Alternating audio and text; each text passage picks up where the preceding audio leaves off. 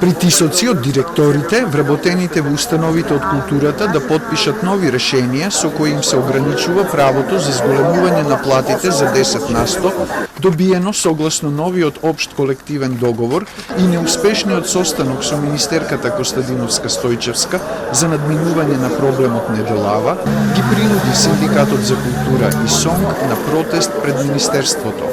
Велат, против волјата на вработените, ресорот култура наложил да прифатат акти со кои тие 10% зголемување на платите ќе траат од сегашните септемвриски до февруарските плати идната година, а потоа ќе ги изгубат претопени со усогласувањето на минималната плата во март.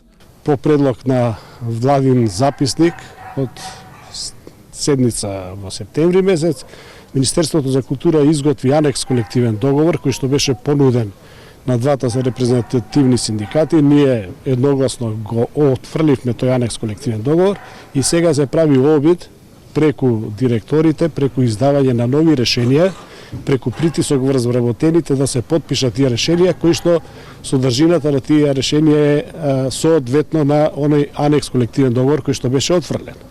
Од финансии им кажале дека зголемувањето на платите за 10% да не го гледаат како покачување, туку како еднократно право што важи до следното поповолно право од колективниот договор за култура. А со анексот во членот 65 од колективниот договор за култура се вметнува фиксна сума како основа за пресметка на основната бруто плата. Ова ли е начинот по секоја цена да се постигне тоа што одамна се сака, а тоа е укинување на членот 65 од колективниот договор за култура, кој по кажувањето на господинот од Министерството за финансии штрчи во јавниот сектор.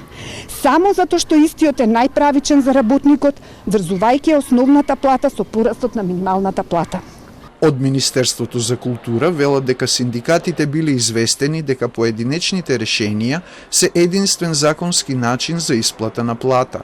Оттаму потенцираат дека воопшто не се работи за носење едностран акт за права од работен однос, туку исклучиво за постапување во согласно со законот и носење решение за плата како поединечен акт од индивидуално правен карактер на работникот.